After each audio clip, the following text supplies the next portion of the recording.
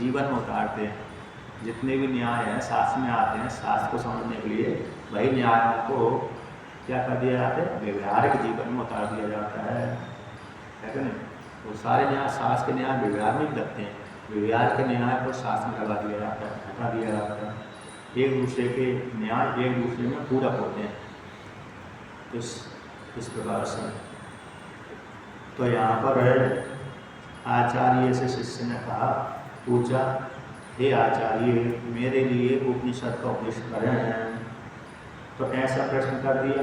प्रश्न को सुन करके आचार्य ने बोल दिया, उपनिषद तो तुम्हारे लिए मैंने कह दिया है, ब्रह्म विद्या वाला उपनिषद तो कह दिया है। तो ब्रह्म विद्या वाला उपनिषद कह दिया, जो रहस्य विद्या थी गोपनीय है, जो सभी के सामने नहीं कहना चाहिए। तो रहस्य क्यों कहा गया है? यदि हमने सभी के सामने उजागर भी कर दिया तो उससे कोई मोल नहीं रहेगा। और ये ब्रह्म विद्या बड़ी गोपनीय रहस्य, इसको जानना भी कठिन है। तो उजागर भी कर दो, सामने बोल भी दो, तो उसको लोग समझ भी नहीं देते, आदर भी नहीं देते, तो उपेक्षा कर देते हैं। तो उसकी फिर क्या हो जाती है, वो हो जाती है अमर्यादा। मतलब है उसका विद्या तो कुछ नहीं होगा, लेकिन उसका अनादर भाव हो जाएगा, सुनने वाले के ऊपर दोष भी लगेगा, उनका सम्मान आदि भी। विद्या एक अनमोल वस्तु है, तो फिर उसकी घट जाएगी। नहीं तो विद्या में तो कुछ होने वाला नहीं है, लेकिन फिर भी उसको सम्मान ना मिलने से फिर ठीक नहीं लगता, अपमान हो जाता ना। तो इसलिए उसको आदर न करने के कारण विद्या वाले विद्या दे दी है, उसको आदर नहीं किया, फिर नहीं किया तो फिर उसको ऐसी हीन भावना हो जाती है। क्या हो जाती है? हीन भावना। विद्या देने वाला भी फिर वो कहते हैं तो समझते नहीं हो, लेने वाले भी कहते हैं तो भगवत कर रहे हैं, लेने वाले भी कहते हैं भगवत कर रहे हैं। जो विद्या के अधिकार नहीं है वो बैठ गया, सत्संग यहाँ तो चल रहा है, और विद्या लेने के अधिकारी वो तो अच्छी प्रकार श्रवण कर रहे हैं, किंतु जो घूमने के लिए आए थे, बैठ गए समय पास करने के लिए, कहते तो भगवत खाते रहते हैं ऐसे। सुना कि नहीं सुना? अब जैसे कोई शहर में ही आया, बाहर का आया सत्संग में, अब उसको समय पास नहीं हो रहा, तो उसने सोची सत्संग चल रहा, चल यहीं पर समय पास कर लेते हैं।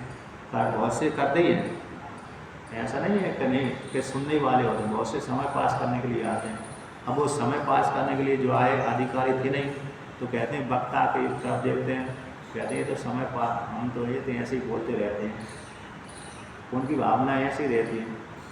इसलिए वहाँ पर उन्होंने विद्या का मूल नहीं समझा। तो भगवान ने कहा कि श्रद्धावान को देंगे तो वो आदर सम्मान करेगा, विद्या का सम्मान भी करेगा, धारण भी करेगा, और आचार्य सम्मान भी करेगा। तो बिना अधिकारी को दे दिया तो आचार्य के प्रति उसकी श्रद्धा नहीं है, विद्या के प्रति तो है ही नहीं है। इसलिए गीता में पुत्र के लिए, योग्य के लिए, शिष्य के लिए, और जो मेरा शिष्य नहीं है, पुत्र नहीं है, योग्य नहीं है, उसके लिए निषेध कर दिया। शास्त्रों में भी ऐसे ही आता है, इससे उसका महत्व समझ में आता है। एक बार किसी इनको कहा था, मैंने राम किसी आचार्य को कि मैं तुम्हारे लिए गोपनीय विद्या देता हूँ, किसी के सामने उजागर नहीं करना, ये अमृत को देने वाली है। उन्होंने मंत्र दे दिया, ओमकार का मंत्र दे दिया, तो ओमकार था जिस किसी का, अब उन्होंने उसी मंत्र को सभी के सामने दे दिया कि मैं अकेले अमर नहीं होना चाहता, सभी को करना चाहता हूँ। तो गुरु उसकी बात को सुनकर के हंसने लगे। मतलब किसी गुरु ने कहा कि देखो मैं तुम्हारे लिए मंत्र दे रहा हूँ, मुझे अमृत को देने वाला है, इससे अमृत की प्राप्ति हो जाएगी। उस शिष्य ने सुन लिया, वो शिष्य चालाक था, मतलब होशियार था, योग्य था। उसने कहा मैं अकेला अमृत नहीं होना चाहता, मैं तो अमृत हो ही गया, लेकिन मेरे का अन्य भी अमृत हो जाए, इसलिए वो मंत्र को सभी सामने जाकर कर दिया। तो अन्य शिष्यों ने कहा महाराज इसने तो, अन्य शिष्यों ने कहा गुरु से शिकायत की कि इसने तो आपके मंत्र को उजागर कर दिया, आपने कहा गोपनीय रखना, इससे उजागर कर दिया। तो उसकी अन्य शिष्यों की वाणी सुनकर तो उसके प्रति हंसने लगे।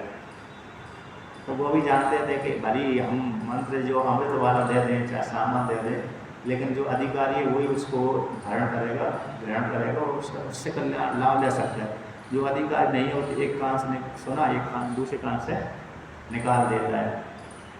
जैसे आपने कभी किसी ओमकार के विषय में सुना होगा। एक उपनिषद गंगा के नाम से सीरियल बनाया चिन्मय में सलमान ने, तो उसमें कहा कि एक गुरु के पास में शिष्य गया था। गुरु ने कहा 12 वर्ष सेवा करोगे तुमको मंत्र मिलेगा, आदि मिलेगा। तो 12 वर्ष सेवा करने के पश्चात 1-2 साल की सेवा करने के पश्चात उन्होंने एक ओमकार का मंत्र दे दिया। तो देखो ये गोपनीय रहस्य है। तो भिक्षा मांगने के लिए गया, भाई वो सामान्य स्त्री वही मंत्र बोल रही है भाई जो मंत्र, भाई मंत्र को स्त्री बोले पुरुष ही बोले, सामान्य व्यक्ति बोला है। तो उसके मन में शंका हो गई, अरे जो मैंने 12 वर्षों तक सेवा करी था वो गुरु ने मेरे को एक मंत्र दिया, तो ये तो सामान्य स्त्री ने बिना सेवा करे मिल गया। मेरे बोलते ना उपनिषद गंगा में आपने देखा होगा, उसका क्या महत्व होगा। तो महत्व ये है कि उनका मंत्र ऐसे ही रहा, जो फ्री में मिला है वो ज़्यादा महत्व नहीं समझते, उससे लाभ नहीं ले पाते। जिसने 12 वर्षों की सेवा करी है तो सेवा करने के पश्चात जो मिला हुआ है तो उससे उसका कल्याण होगा, क्योंकि उसने श्रद्धापूर्वक धारण किया है। और जिसने अरे तर्क के माध्यम से धारण किया उसके लिए कल्याण तर्क के माध्यम से, मतलब अश्रद्धापूर्वक ऐसे बुद्धि के माध्यम धारण किया तो उसका ऐसे ही रहता है। तो देखिए अब आगे कहते हैं, उपनिषदम कहते हैं मैंने तुम्हारे लिए उपनिषद तो कह दिया ब्रह्म विद्या वाली, किंतु जो ब्राह्मण संबंधी वाली विद्या है उसको तुम्हारे लिए मैं आगे आऊँगा, जिसके माध्यम से ज्ञान की योग्यता होगी, ज्ञान उत्पन्न होगा। लेकिन मोक्ष से उत्पन्न नहीं होगा, मोक्ष से तो ज्ञान से होगा, मोक्ष फल की प्राप्ति तो ज्ञान से होगी। किंतु ये जो ब्राह्मण संबंधी विद्या है नियम नियम आसन आदि, इससे ज्ञान प्राप्ति की योग्यता होगी, इससे ज्ञान उत्पन्न हो, ज्ञान से तो मोक्ष फल की प्राप्ति होगी। इस प्रकार से अब विद्या की जो तप आदि अंग भी नहीं है, सहकारी साधन भी नहीं है, यहाँ पर साथ साथ विशेष आएगा। तो मोक्ष रूप फल की प्राप्ति तो मात्र किससे होगी, ज्ञान से होगी। लेकिन ज्ञान की उत्पत्ति किससे होगी, निष्काम कर्म से, साधना से, उपासना से होगी। आपने संकट दिग्विजय में पढ़ा होगा, तो वहाँ पर के कर्म कांड से ज्ञान की योग्यता प्राप्त होती है, उपासना से भी योग्यता प्राप्त होती है। नहीं तो फिर वहाँ पर आपने संकट दिग्विजय में रात को में पढ़ा था, इसी में वर्णन किया था। तो परंपरा से, कैसे परंपरा से ज्ञान की प्राप्ति कर्मकांड से और उपासना से हो जाती, परंपरा से होगी, सीधा सीधा नहीं। यदि कर्मकांड करेंगे निष्काम तो ज्ञान की योग्यता, ज्ञान की प्राप्ति, फिर ज्ञान से मोक्ष, उपासना से भी मन का एकाग्र, मन का एकाग्र से ज्ञान की योग्यता, ज्ञान उत्पन्न हो गया तो मोक्ष फल की प्राप्ति, इस परंपरा से। इसलिए सर्वे वेदा यद पदम मनंती, तपांसी ब्रह्मचर्य ऐसा पदंती, तत्ते पदम संग्रहण गुरुवी ओम इति एतद है, और श्रुति मांगी हो जाती है। तो सभी को जोड़ते रहना चाहिए, क्या कहते हैं, सभी को घटाते रहना चाहिए। श्रुति कहती है इससे इस तरफ से ज्ञान नहीं होगा तो इस तरफ से ले लो, इस तरफ से नहीं होगा तो इस तरफ से जान लो, इसी तरफ से तो जान ही लो।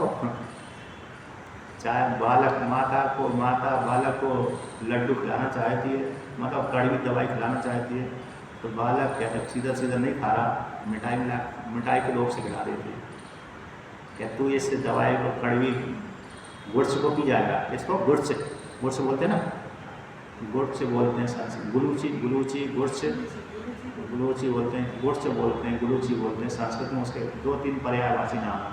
तो इससे गुलूची या तो गुड़ से पान कर लोगे तो तुमको एक लड्डू मिलेगा, तो लड्डू के लोभ के चक्कर में गुड़ से खा जाता है तो लड्डू का लोभ न दे मारता तो वो गुड़ से नहीं खाएगा, गुड़ से नहीं खाएगा तो उसको बुखार आदि ठीक नहीं होगा।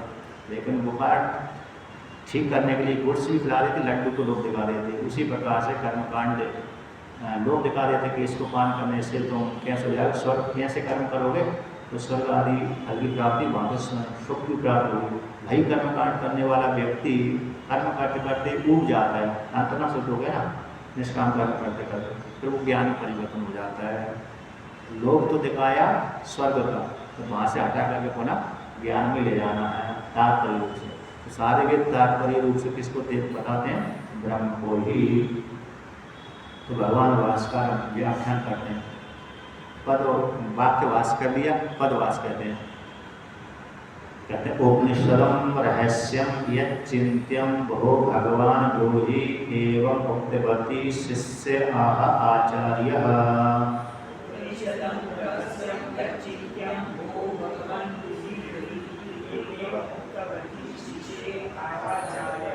प्रोक्ता अभिहितः ते तव उपनिषद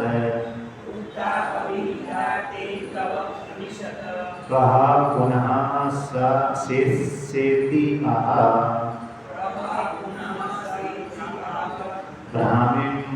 ब्रह्मणः परमात्मना इयं ताम्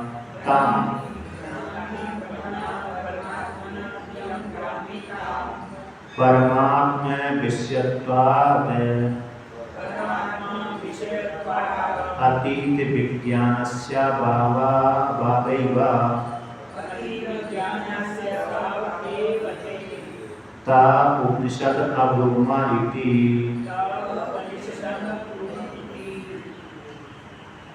ता उपनिषदम् अब्रूमा इति उक्ताम् एव परमात्म विद्याम्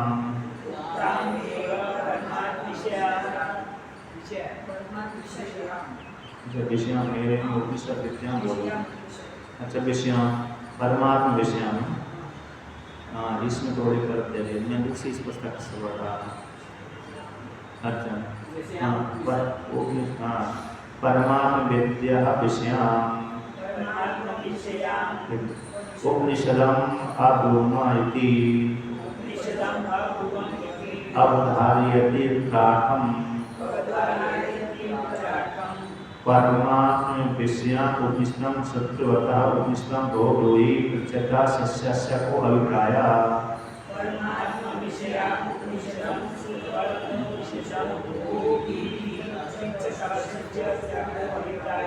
कितना व्याख्यान करते हैं ठीक है फिर बाद में आगे पढ़ेंगे।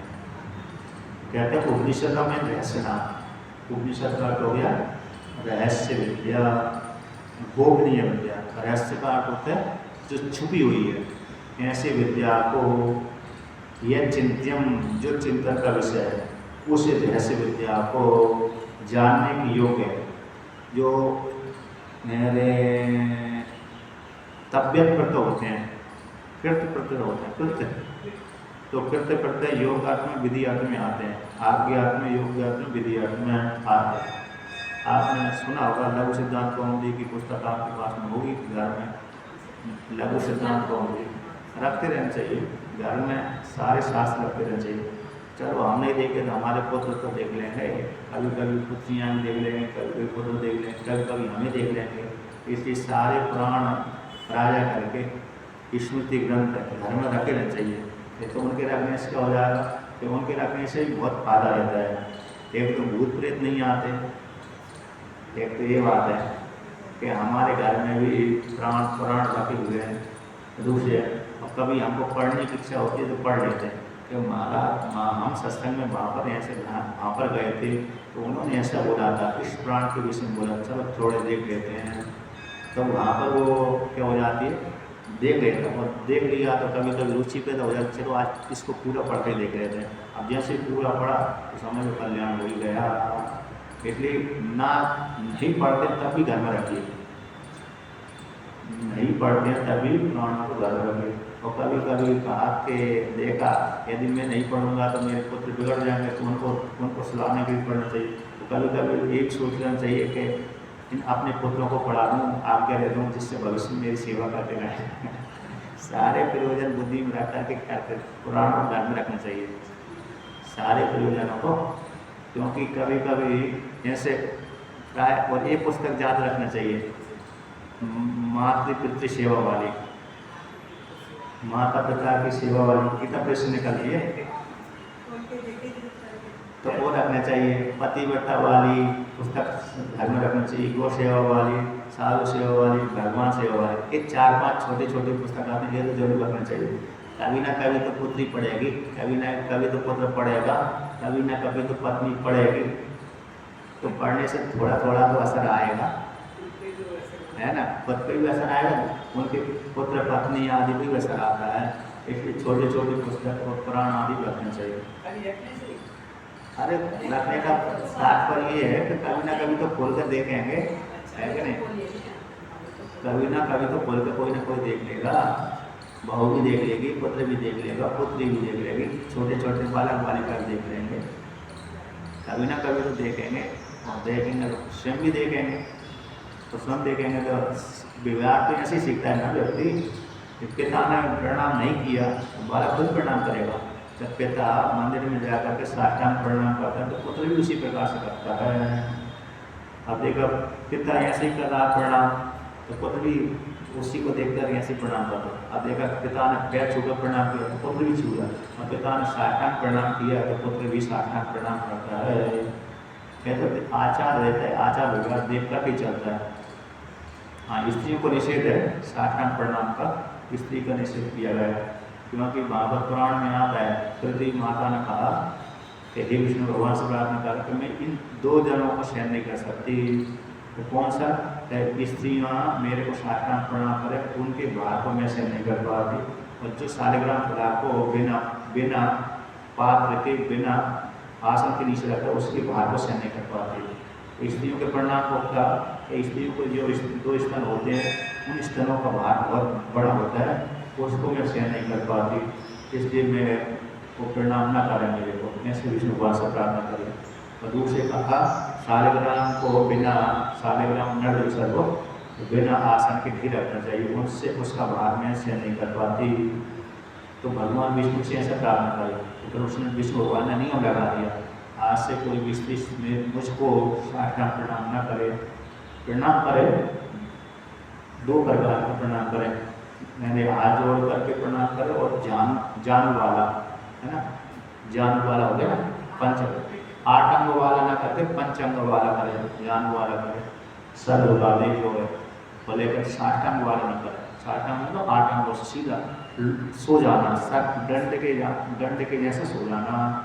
और दूसरा उकड़ू वाला प्रणाम कर सकते हैं, उकड़ू वाले के निषेध नहीं है, साष्टांग वाला निषेध। आपने कहीं कहीं देखा होगा बहुत सी स्त्रियाँ साष्टांग भी कर देती हैं, लेकिन बहुत जगह श्रद्धा, क्योंकि पुरुष करते रहते हैं तो पुरुषों को देख कर स्त्रियाँ कहती हैं हम भी करेंगे, तो वहाँ पर निषेध किया गया। तो ज़्यादा श्रद्धा में वो भी छूट हो जाता है, यहाँ पर ज़्यादा श्रद्धा वाली मोटी स्त्री पुरुषों के लिए तो बहुत समस्या हो जाती है। जो मोटी स्त्री है, मोटा पुरुष है, उसके लिए साष्टांग मुसीबत का घर ही है, उसके लिए तो पतले के लिए कोई समस्या नहीं। अच्छा, साष्टांग प्रणाम से एक फायदा और है, जो आपको सुबह आसन लगानी पड़ती है ना सुबह, वो साष्टांग प्रणाम से वो भी पूरा हो जाता है। 2-4 बार साष्टांग प्रणाम करो, 10 बार भगवान के मंदिर में जा करके, तो आपको योगासन भी हो जाता है।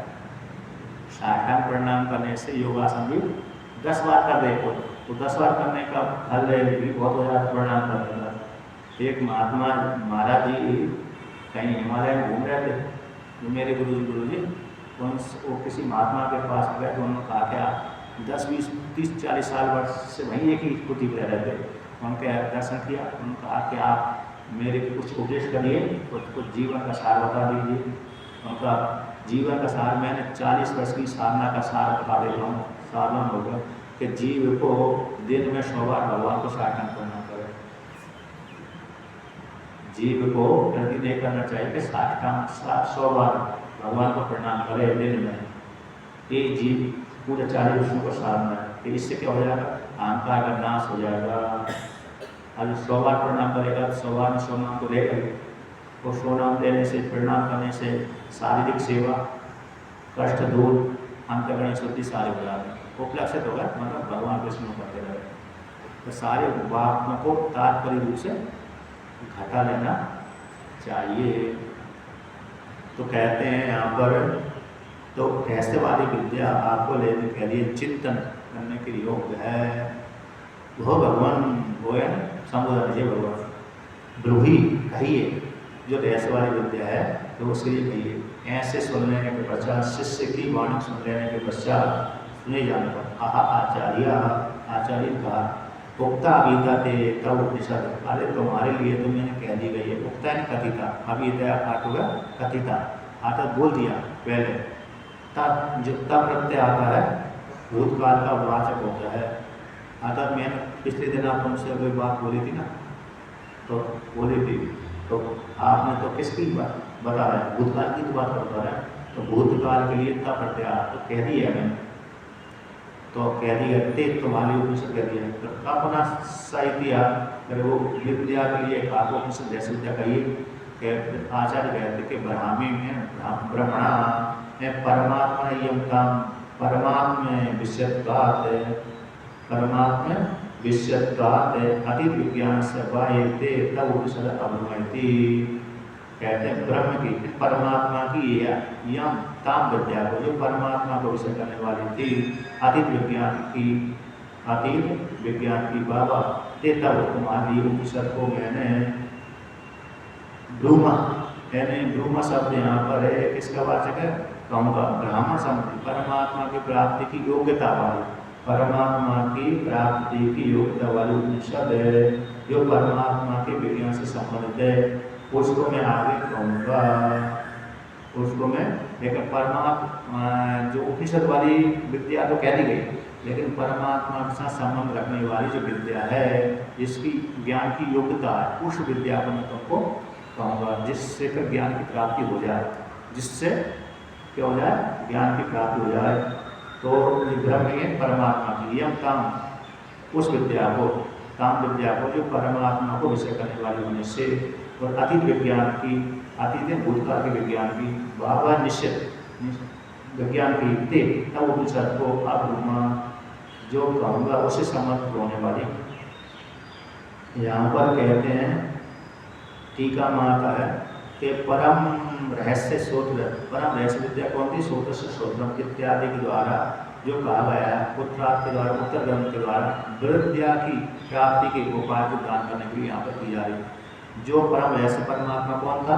परम रहस्य सूत्र से सूत्रम, सूत्र का सूत्र है, पहले अध्याय में आया था। परमात्मा मन से मनसो मन, चक्षु से चक्षु, सूत्र से सूत्र, वाचो हवाचम, ये यहीं का उपनिषद है ना, यहीं का।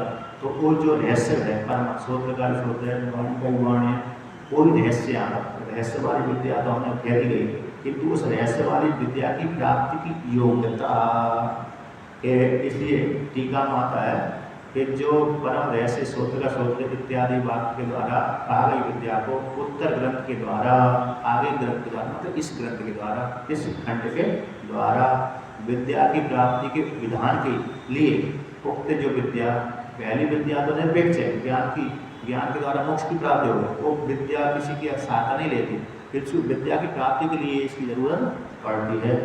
ब्रह्म विद्या को मोक्ष की प्राप्ति के लिए किसी दूसरे की सहायता की आवश्यकता नहीं है, किंतु अपनी उत्पत्ति के लिए दूसरे की जरूरत पड़ती है क्या नहीं? ऐसा आपने कभी सुना होगा, जो मुख्य महाराज जी हैं, अब उनकी सेवा तो एक ही शिष्य कर देता है, तो वो दूसरे को जान नहीं देता, क्या नहीं करता, लेकिन अपनी सेवा के लिए दूसरे को लगा देता है। कभी आपने देखा होगा, अरे जो महाराज जी जैसे हैं थे, महाराज जी थे, उसकी सेवा में जो एक शिष्य लगा होगा, वो दूसरे को अवसर ही नहीं दिखता होगा कि नहीं ये यदि जाएगा तो मेरा पत्ता कट जाएगा, तो दूसरे कहता था भाग नहीं, स्वामी जी किसी से मिलते नहीं, वो पढ़ते हैं लिखते रहते हैं, जो कुछ करते हैं अवसर नहीं देते, अभी डिस्टर्ब परेशान मत करिए, तो दूसरे को परमिशन नहीं देने देता है। होता है ना, कभी कहीं देखा होगा, सुना भी होगा, लेकिन अपनी सेवा दूसरे से करवा देता है, वो अपनी सेवा तो दूसरे से करवा देता है। तो स्वयं लेकर महाराज की सेवा करने जाता, दूसरे साथ ही लेकर नहीं जाता।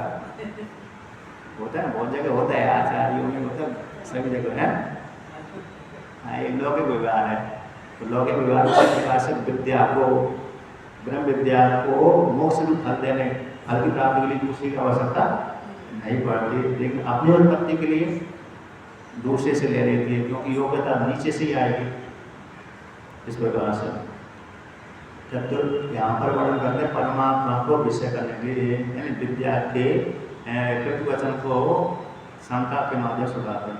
तो ये तुम्हारे लिए जो ब्राह्मण संबंधी विद्या है, अतीत विज्ञान की प्राप्ति की, अतीत जो विज्ञान कह दिया है, ब्रह्म विद्या कह दी गई, उसकी प्राप्ति के लिए कि आगे जो उपनिषद तुम्हारे लिए मैं कहूँगा, उक्ताम जो कही गई है परमात्म विद्या है, ऐसी विद्या को, ब्रह्म की प्राप्ति की विद्या को, उपनिषद को अभ्रुम इति अपहरण करने के लिए उत्तरागत कि ब्रह्म विद्या जो कैसे परमात्मा को विषय करने वाली है वो तो ज्ञान के द्वारा ही प्राप्ति होती है, किंतु ज्ञान की प्राप्ति अन्य साधनों के द्वारा होती है। इस प्रकार से ज्ञान की प्राप्ति अंतर्गत शुद्धि अन्य निष्काम कर्म से समदम आदि के माध्यम से प्राप्त होती है।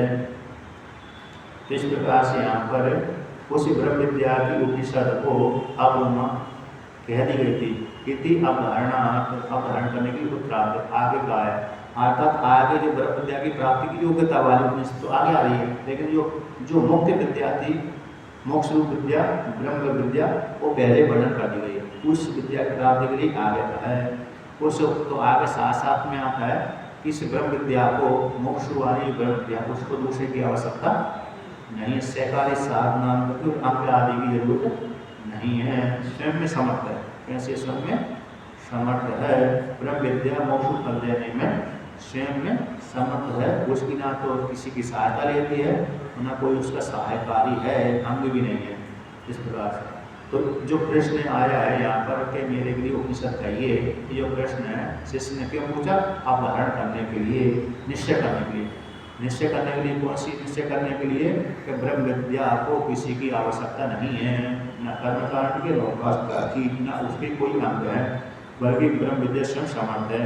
तो आगे उपनिषद कहिए तो उसका अर्थ हो गया, ब्रह्म विद्या कहिए तो उसका अर्थ हो गया मेरे लिए ब्रह्म की प्राप्ति की योग्यता, ज्ञान की उत्पत्ति के लिए उपदेश करिए, ये अर्थ हो गया। दो अर्थ है, मतलब एक तो ज्ञान की प्राप्ति की योग्यता वाला उपदेश करिए, जिससे मैं नियम आदि करके उस विद्या को प्राप्त करूँ, फिर विद्या से मोक्ष फल की प्राप्ति हो जाएगी। और ब्रह्म विद्या किसी को भी सहकारी नहीं बनती, अंग बनती नहीं, अतः अपने में मोक्ष फल देने पर दूसरे की आवश्यकता नहीं स्वीकार करती। अपने काम में कोई दूसरे को करने देता, अपने काम में किसी दूसरे का प्रतिबंध, रोक टोक अथवा सहायकारी स्वीकार नहीं करता, हस्तक्षेप नहीं चाहता।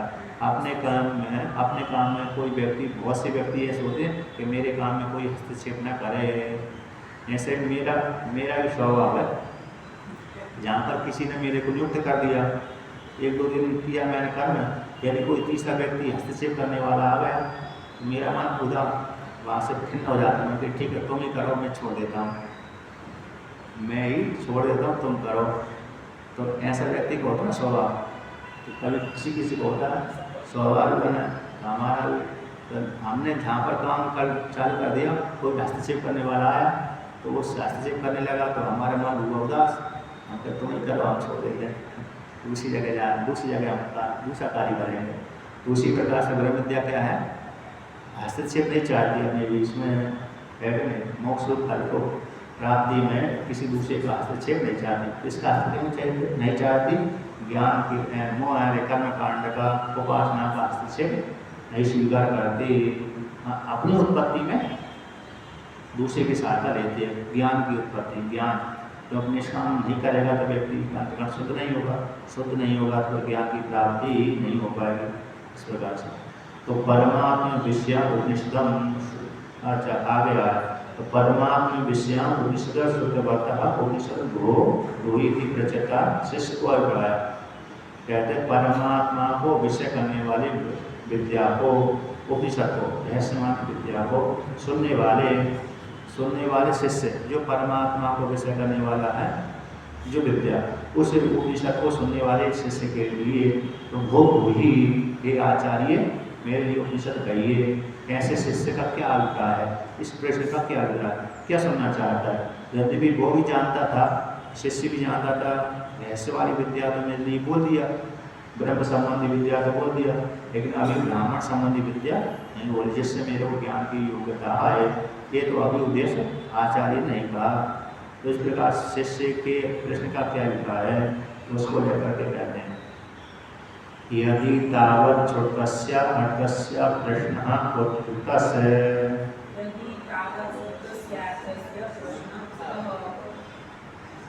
ततः पृष्ठपेषणपदे पुनरुक्तो अनर्थकः प्रश्न स्यात्।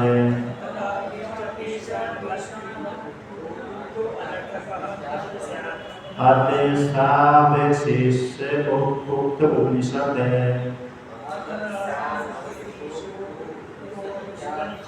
स्यात् ततस्य तस्य फलवचनेन उपसंहारो न युक्तः।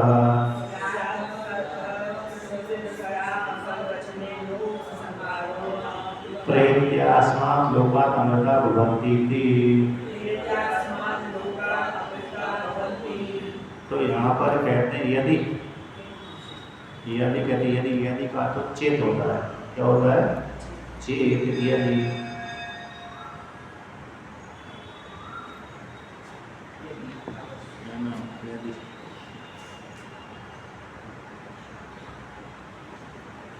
तो वर्णन करते हैं यदि तावत कहते तावत श्रुतस्यातस्य, यदि सुनी हुआ अर्थ का शिष्य ने कहा कि महाराज मेरे लिए उपदेश करिए, तो कृष्ण शिष्य ने पूछा मेरे लिए उपदेश करिए, मतलब मेरे लिए उपनिषद का उपदेश करिए।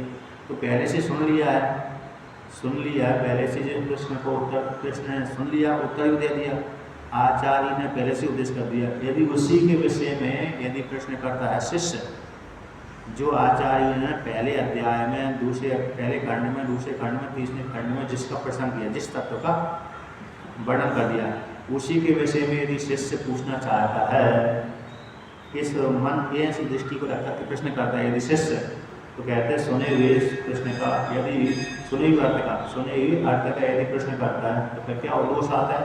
जब पृष्ठ पेषण न्याय लग जाएगा, पृष्ठ पेषण के समान हो जाएगा, यानी जो प्रश्न हो गया प्रश्न उत्तर पुनरुक्ति दोष वाला हो जाएगा।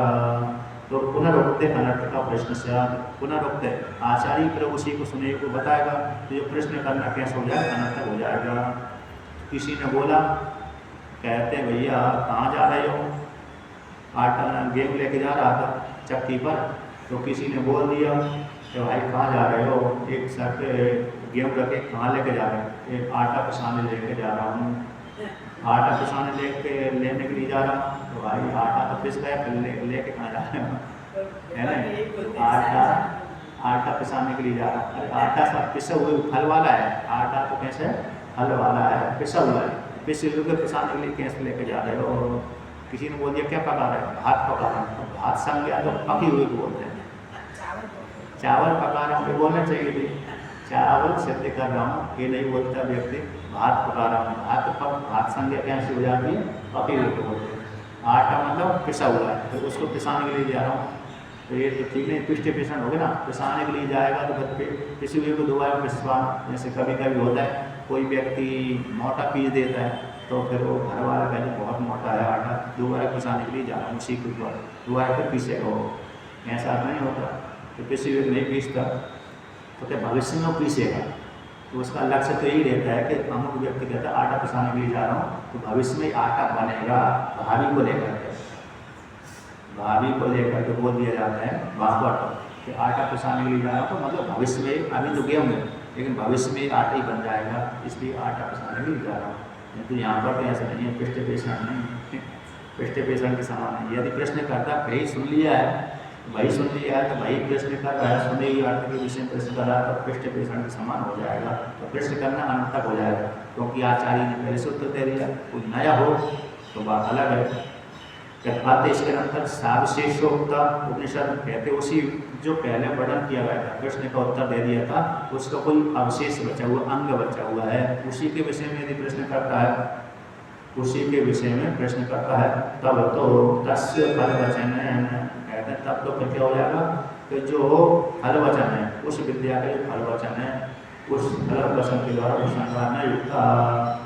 फल यानी फल का वचन का उत्तर उपसंहार नहीं करना चाहिए था, लेकिन श्रुति संहार कर दिया कि मैंने तुम्हारे लिए कह दिया। कहाँ पर? उक्ता भी था, उक्ता यानी उपनिषद दो ही की थी, उक्ता ते उपनिषद, उक्ता ते उपनिषद। इस वाक्य ऐसा आचार्य को नहीं बोलना चाहिए था, किंतु आचार्य बोल दिया, आचार्य रूप श्रुति ने बोल दिया। यहाँ पर शिष्य और आचार्य का अर्थ कौन है? श्रुति प्रश्न, श्रुति शिष्य बनती है, श्रुति आचार्य बनती है, श्रुति शिष्य बनती है, श्रुति आचार्य बनती है। ये भी समझते रहना चाहिए, लेकिन यहाँ पर कोई वो नहीं है स्त्री पुरुष प्रश्न गुरु शिष्य नहीं है, श्रुति प्रश्न, श्रुति ही शिष्य बनती है शिष्य वर्णक प्रश्न करती है और श्रुति गुरु वर्णक को उत्तर देती है। एक कल्पना की गई, कल्पना के माध्यम से आख्यायिका के माध्यम से शीघ्र ज्ञान हो जाता है इस प्रकार से। तो यहाँ पर इसका वर्णन है कि भाई यदि उपनिषद यदि आपने कह दिया है, उपनिषद यदि अंग बचा हुआ, एक तो उपनिषद कह दी हुई कहा हुआ उपनिषद के विषय में प्रश्न करता तो प्रश्न अनर्थक हो गया, और यदि उपनिषद बचा हुआ, उपनिषद तो अंग बचा हुआ है तो में से 10 पूर्णमास यजेता, 10 पूर्णमास कैसे हो गया यजेता, ये प्रकृति याग हो गया। उसका अंग कौन हो गया दन्ना यजेता, सोमेन यजेता इत्यादि प्रकृति याग उसके अंग होते हैं।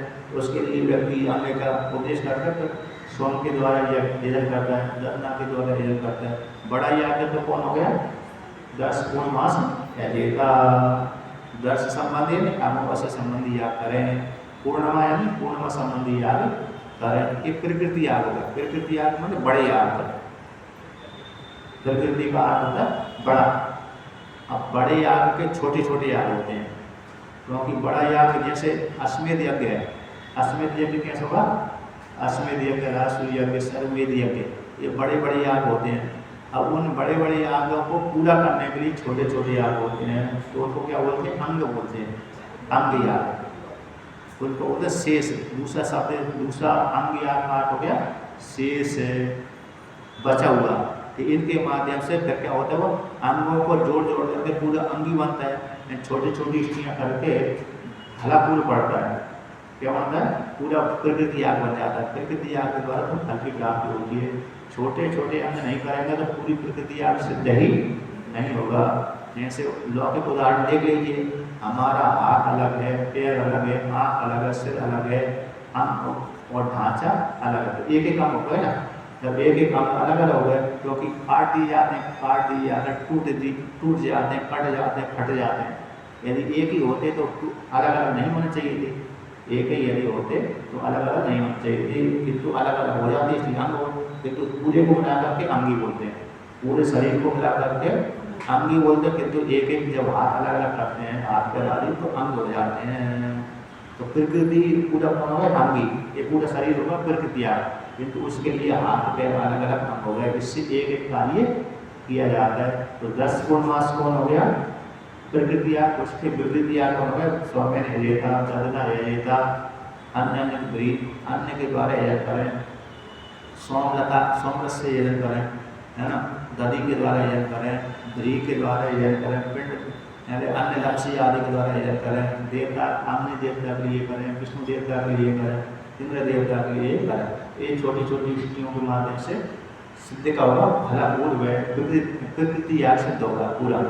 उसी प्रकार से यहाँ पर उसी ब्रह्म विद्या का कोई अंग बचा है क्या? यदि अंग बचा हुआ है तो आचार्य को ऐसा नहीं बोलना चाहिए कि उक्ताते उपनिषद आपके मैंने तुम्हारी तो उपनिषद कह दी गई है, ऐसे फल वचन के द्वारा उपसंहार नहीं कहना चाहिए थी। क्यों प्रत्यास्मक लोका भगवता भगवंती श्रुति के द्वारा वर्णन कर दिया है, जो व्यक्ति मर करके इस लोक से अमृत हो जाता है, ऐसा फल वचन के द्वारा उपसंहार भी श्रुति के द्वारा नहीं करना चाहिए था। मर करके शरीर को त्याग करके, शरीर से ऊपर उठ करके मर करके प्रत्य है ना, प्रत्य संज्ञा किसकी हो जाती है? मरने की, मरे वाले व्यक्ति की। तो मतलब इसने उस साधक साधिका ने शरीर को मार दिया, साधक साधिका ने इस शरीर को क्या मार दिया? इस शरीर को, सुख शरीर को, कारण शरीर को मार दिया। अब मार दिया मतलब मैं इस शरीर वाला नहीं हूँ। तो जब तक प्रारंभ हो रहेगा तब तक शरीर रहेगा, लेकिन अखट्टा बन करके रहेगा, अभोक्ता बन करके रहेगा, असंग होकर के रहेगा। जब मर गया, प्राणी निकल रहा है, प्राण वो समाप्त होगा तो मर करके विधि केवल ब्रह्म में लीन होगा। ब्रह्म वेद ब्रह्मैव भवति न तस्य प्राणा उत्तरमति ब्रह्मैव स अप्येति, ये श्रुतियाँ रहेंगी। तो इसलिए मर करके इस लोक से अमृत हो जाता है। ये श्रुति द्वारा संकार नहीं करना चाहिए। यदि विद्या बची हुई है तो श्रुति ने क्या कर दिया? श्रृंगार कर दिया। अब कहते हैं उसी को, अच्छा यहाँ पर कैसे केनोपनिषद ये 2:5 का है ना ये। अब आगे वर्णन करते हैं कि तो दूसरी कहते हैं तस्मात् उक्त उपनिषद शेष विषयों की प्रश्न अनुपन्न एवं। पंक्ति आई ना, उच्चारण करें। हाँ, तस्मात् उक्त उपनिषद शेष विषयोपि कृष्णो अनुपन्न एव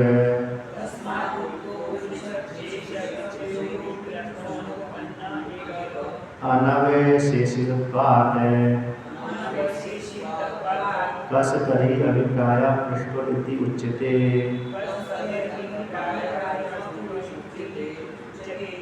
किम पूर्वोक्त उपनिषद शेषतया तत्सेकारी साधनांतर अपेक्षा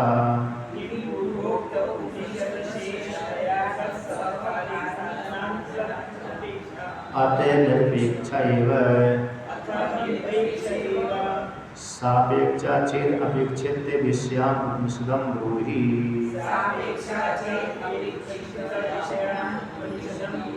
अतः निरपेक्षा चेत् अवधारय विफलात् वत् न अतः परम अस्ति एवं अभिप्रायः।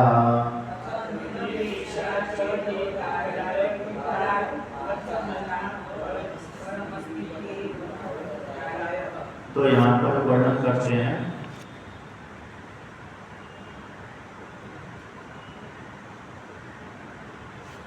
तो यहाँ पर क्या कहते हैं कि अतः मतलब यहाँ पर है तस्मात् उपनिषद के शेष विषय भी, यदि जो पहले कह दी गई उपनिषद ब्रह्म विद्या वाली उपनिषद कह दी गई है तो उसका शेष विषय भी प्रश्न उत्पन्न नहीं होता। जब पहले कह दिया कथित कर दिया गया, पहले जो उपनिषद कह दी गई है उसके विषय में शेष विषय शेष वस्तु है, इसके लिए भी प्रश्न उत्पन्न नहीं होता। अनुपन्न उत्पन्न हो जाता, न उत्पन्न अनुपन्न। क्यों? प्रत्यक्षमान लोका अमृता भवन्ति, ऐसा वर्णन करते उक्ताते अभिहिता, उक्ताते अभिहिता। ऐसा यदि आपने ऐसा निर्धारण कर दिया तो शेष बची नहीं है ना, क्योंकि विद्या का पहले उपसंहार कर दिया। अनवशेषत्वात्, विद्या किसी की अपेक्षा रखती भी नहीं है।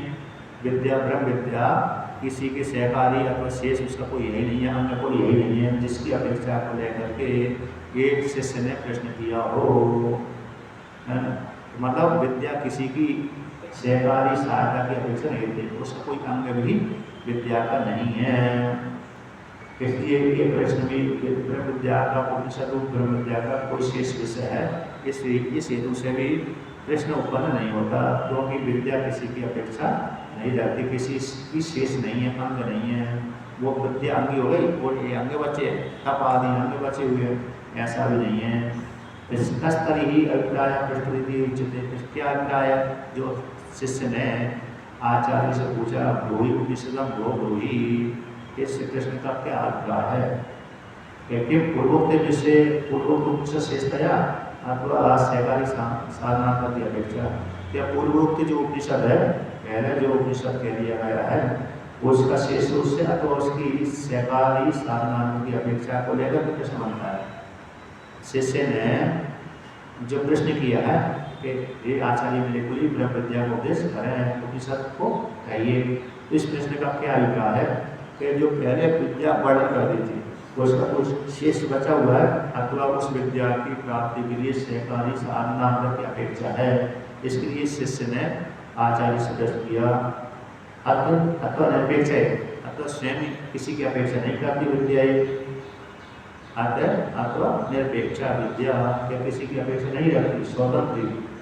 तो यदि तो इसी कहते हैं सापेक्षा चेत अपेक्षित विषयां उपनिषद ब्रूहि, यदि विद्या ब्रह्म विद्या किसी की अपेक्षा करती है, सापेक्ष अपेक्षा रखती, सहकारी साधना की अपेक्षा रखती है, तो उस विषय में उपनिषद ब्रूहि ऐसा प्रश्न बनेगा।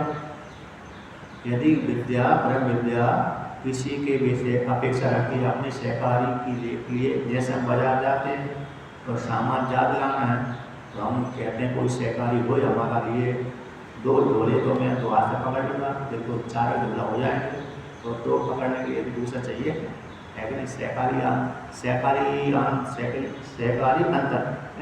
अंतर की अपेक्षा पड़ती है, मदद करने वाले के लिए जरूरत पड़ती है। अब ट्रेन में जा रहे हैं तो सामान ज़्यादा ले गए, जैसे घर जीवन वाले जब जाते हैं ना पत्नी को साथ ले करके, कहते वो ले जाना चाहिए झोला, तो पत्नी जब साथ ले जब 2 के स्थान 3 ले जाती है। एक पहनते तो है नहीं है, एक एक दो जोड़ी पहनेंगे रास्ते में तो वहाँ पर जाकर, लेकिन 10 जोड़ी रख लेते हैं। एक पहने सुबह, दोपहर को, शाम को, ये 3 जगह महिला पहने ना, बदलते रहते हैं, पुरुष भी बदलते रहते हैं। एक जोड़ी से 2 जोड़ी से काम चल गया, लेकिन 10 जोड़ी लेके जाएंगे, प्रदेश भी जाएंगे, बाजार में, शहर भी। एक महीना 8-10 दिन के लिए, अगर 4-5 दिन के लिए जाएंगे व्यक्ति, तो 4-5 दिन के लिए घूमने गया तो एक जोड़ी या तो 2 जोड़ी से काम चल सकता है, चलता ही है। लेकिन 10 जोड़ी लेके जाते हैं। अब 10 जोड़ी लेके जाएंगे तो एक बैग में तो आएगा नहीं, वो 3-4 बैग बनाना पड़ेगी, है कि नहीं? 3-4 बैग बनाते, तो 3-4 बैग बनाने के लिए तो फिर सहकारी सामान ढूंढने के लिए तो दूसरा तीसरा चाहिए, दूसरा तीसरा चाहिए। तो उसी प्रकार से यहाँ पर स्वयं कैसे है, स्वयं अपेक्ष, किसी की अपेक्षा नहीं है, तो सहकारात्मक की अपेक्षा है, सापेक्ष चेत। तो इस प्रकार से विद्या को सापेक्षित विषय उपनिषद लोई, यदि अपेक्षा है, यदि अपेक्षा है तो बताइए उस विद्या को उपनिषद लोई, इस विद्या को जो विद्या पहले विद्या कर दी गई वह यदि सापेक्ष रखती है, किसी की अपेक्षा रखती है अपनी उत्पत्ति के लिए, मोक्ष की प्राप्ति के लिए, तो यदि रखती है तो फिर उसके लिए उपनिषद कहिए, ऐसा प्रश्न बन जाएगा। अतः निरपेक्ष यदि आपने वो विद्या किसी की अपेक्षा नहीं रखती मोक्ष को फल के देने के लिए, तो निर्धारण कर देना चाहिए। किसके जैसा? पिपलाद वक्त, पिपलाद ऋषि के समान, पिपलाद ऋषि के समान निर्धारण कर देना चाहिए कि न आता परम अस्तित्व एवं अभिप्राय, इससे आगे कोई और वक्तव्य शेष नहीं रहा। पिपलाद मुनि ने 6 ऋषियों को उपदेश कर दिया था कि भाई जितना मैं जानता था वो यही है, अब इससे और आगे जानने योग्य नहीं है। इससे जो मैंने बताया यहीं तक जानने योग्य था, ब्रह्म तक जानने योग्य था। अब ब्रह्म के आगे कोई जानने के लिए बचा ही नहीं है ही नहीं, तो जना बचा का है होता, ब्रह्म से आगे कोई होता तो बचा होता, किंतु ब्रह्म से आगे कोई है नहीं, ब्रह्म कोई है नहीं है, अंतिम सीमा तो ब्रह्म ही है। अब ब्रह्म का बोध करा दिया, तो अब इससे अब निर्धारण कर दिया, और मेरे पास जितना ज्ञान था मैंने तुमको दे दिया, अब बची नहीं विद्या। एक जगह काम पर आता है, तो पुराण में आता है, हाँ पुराण में छांदों में ही आता है। कहाँ पर आता है? छांदों में और बृहदारण्य में आता है।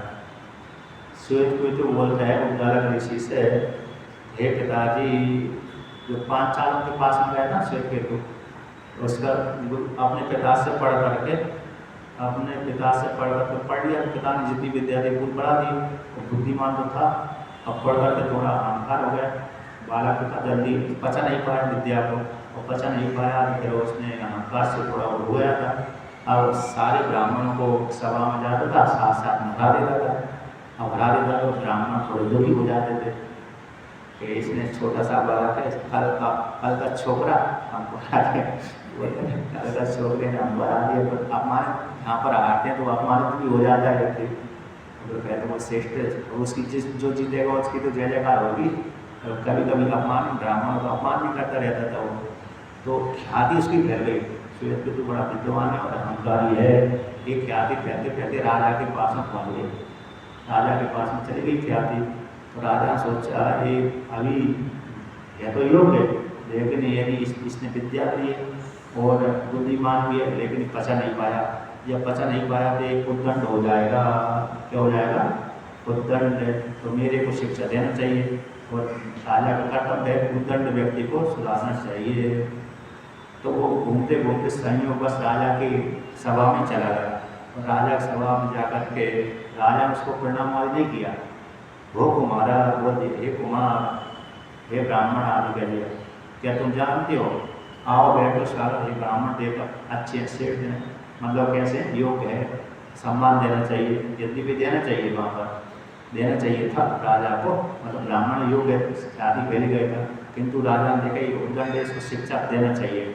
इस हेतु से उसने ना तो बैठने के लिए बोला, ना पाने के लिए बोला, ना स्वागत सत्कार किसी सेवक से बोला इसको बैठ आसन दे दीजिए, बैठा दीजिए और जल आदि आके पाता दे दीजिए, नहीं बोला, सीधे ही बोल दिया। गए जब सभा के बीच में, हे बालक है, हे कुमार, हे श्वेत केतु, क्या तुम जानते हो वेदता क्या तुम जानते हो कि यहाँ से मार करके व्यक्ति कहाँ जाता है? प्रश्न भूल गया। और मर करके जाता है तो जहाँ से किस मार्ग से जाता है और किस मार्ग से जाता है, कहाँ पर जाता है, जहाँ पर जाता है भराता कि नहीं भराता, भराता क्यों नहीं? जहाँ पर जिस मार्ग से जाता है, किस मार्ग से जाता है, तो जहाँ पर गया, जिस लोक में गया, वो लोक है भराता क्यों नहीं है, पूर्ण क्यों नहीं होता? अच्छा पूर्ण नहीं होता, पर वो आता किस मार्ग से है, कैसे आता है, इसके विषय में तुम जानते हो।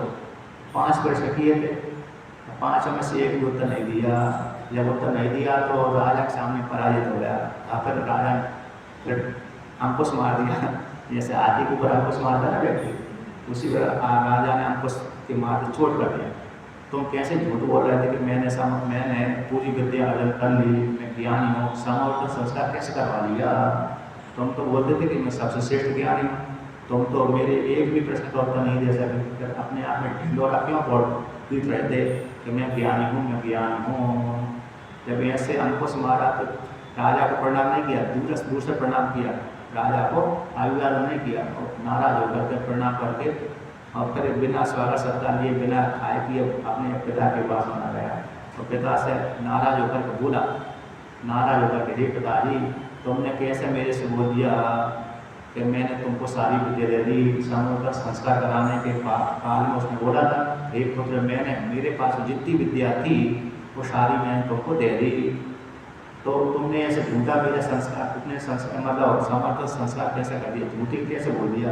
तुमने निश्चित रूप से मेरे को विद्या छुपा कर रखी है, पराजित करने के लिए, अपमानित होने के लिए तुमने बचा कर रखी है। कैसी बात कर रहे हो?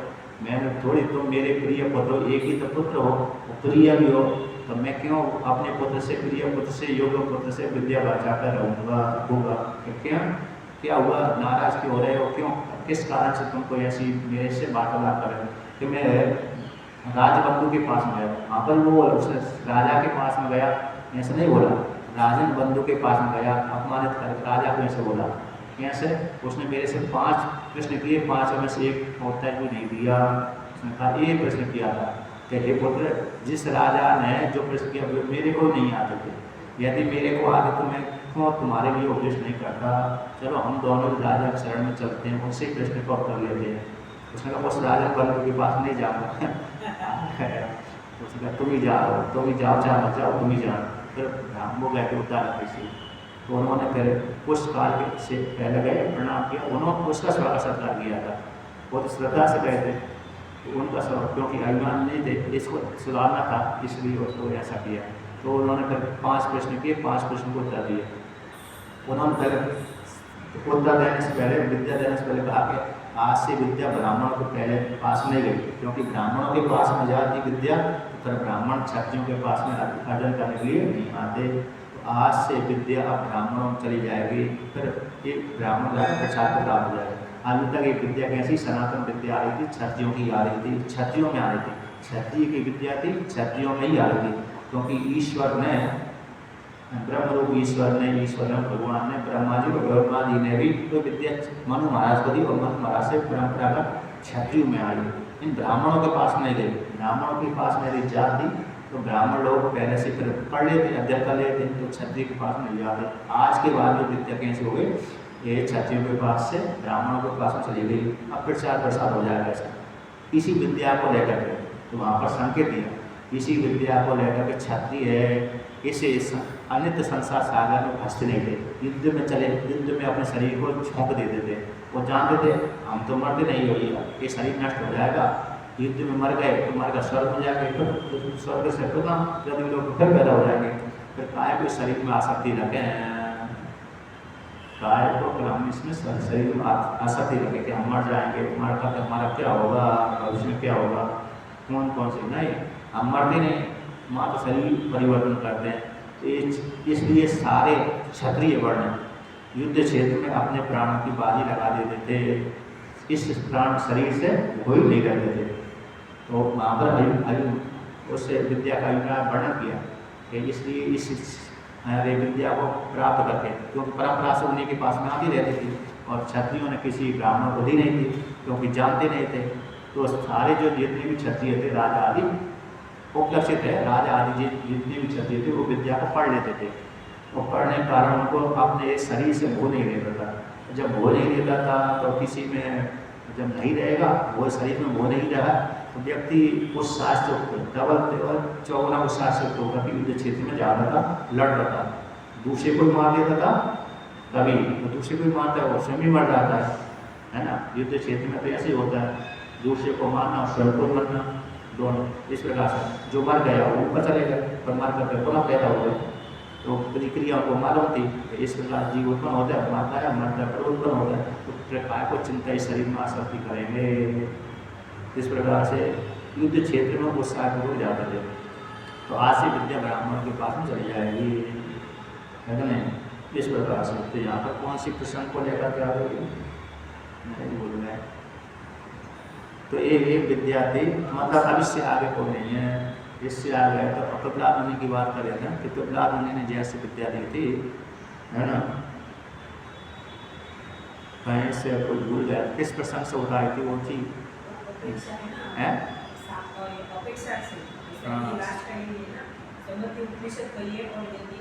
नहीं, जो मैंने प्रसंग उठाया था, किस प्रसंग को लेकर के विद्या आ गई थी, इसमें प्रसंग है। हाँ, प्रहलाद के समान तो मतलब ये विद्या मतलब क्या कहना चाहिए, आप धारण कर देना चाहिए थी। हाँ, प्रहलाद के समान, किंतु वहाँ पर भी नचिकेता श्वेत केतु को पूरी विद्या नहीं पाए, नहीं होती, लेकिन उन्होंने पूरी विद्या दे दी थी।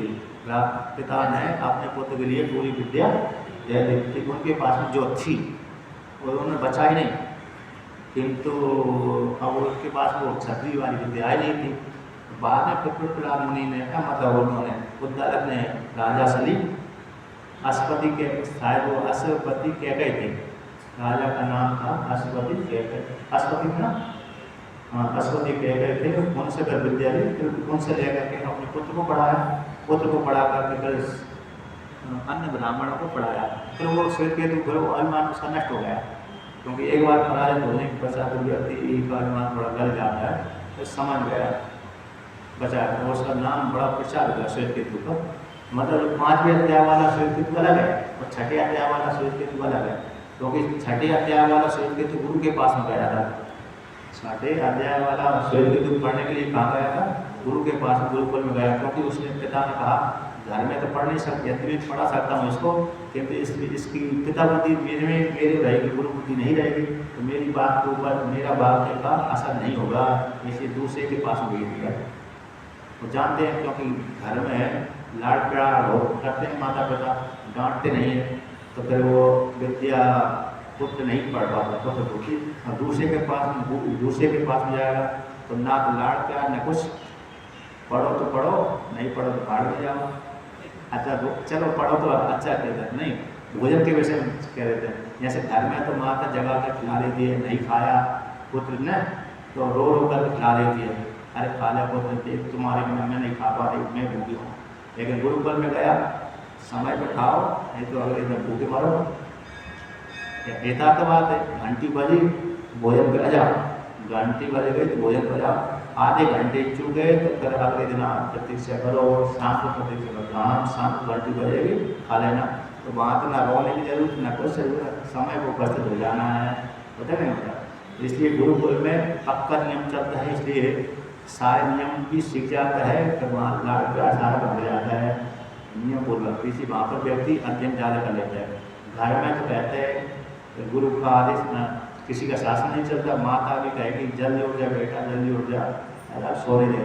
लेकिन वहाँ पर गुरुकुल में रहा, इतने बजे उठना ही है, नहीं उठने तो डंडा पड़ेंगे, इतने बजे आपको उठना ही है, नहीं उठे तो दंड मिलेगा, दंड मिलेगा। तो कहीं कोई सा दंड कैसे मिल जाए? पुराणों में आपने सुना हुआ, भोजन का छोड़ एक आचार्य पैसे लेने के लिए, योग बनाने के लिए भोजन के निषेध कर दिया, और जो भिक्षा लेके आता था शिष्य, तो उसकी सारी भिक्षा ले लेते थे आचार्य, खाने के लिए बिल्कुल नहीं देते थे, पैसे लेने के लिए। अब और देखा उसने जब भूखा मर गया तो आपके को खा गया, आपके क्या हुआ, एक जगह दूध पीता था गाय का, तो दूध का निषेध कर दिया। फिर गाय जो कहते हैं, अरे गाय बकुल करती थी, उसका फैन पी जाता था, बछड़ा फैन करता ना दूध पी करके, उसको पान का लेता था, वहाँ भी दूध निषेध कर दिया। अब खाने को भोजन नहीं दिया, और दूध भी नहीं पीने दिया, दूध का बबुल का बर्थडे के बबुल का घी पीने दिया। और भूख लगते लगते एक बार आग खा गया, आग आके ही वो अंधा हो गया, अंधा होकर गड्ढे में गिर गया।